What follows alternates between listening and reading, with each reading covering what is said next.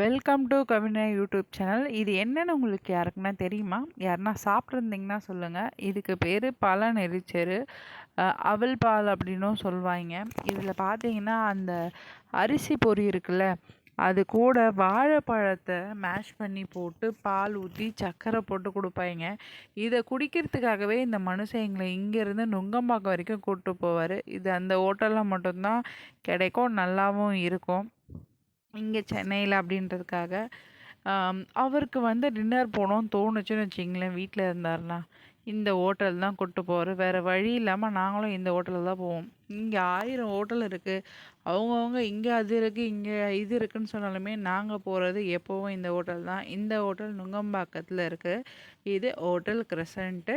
இந்த ஹோட்டலுக்கு யூடியூபர்ஸ் விளம்பரம் எதுவுமே தேவை கிடையாது. நீங்கள் ஒரு நல்ல ஹோட்டல்னால் அங்கே நல்ல தரமான ஃபுட்டு இருந்தால் தானாகவே கூட்டம் வரும்ன்றதுக்கு ஒரு எக்ஸாம்பிள் இந்த ஹோட்டல்.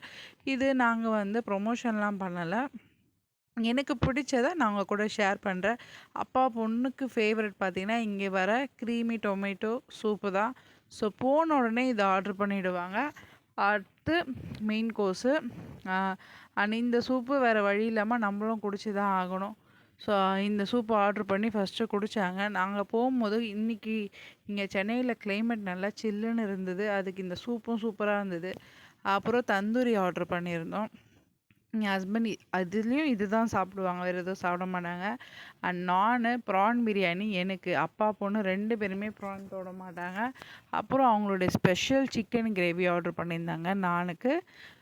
அந்த தந்தூரியோடைய சட்னி பார்த்திங்கன்னா நம்ம தேசிய குறி கடலில் இருக்குல்ல, ஸோ எனக்கு அது தோணுனால நான் அதை அப்படியே வச்சு ஒரு வீடியோ எடுத்திருந்தேன். இந்த மாதிரி தண்ணி தான் இப்போ இங்கே இருக்க நான்வெஜ் ஹோட்டல்ஸில் கொடுக்குறாங்க.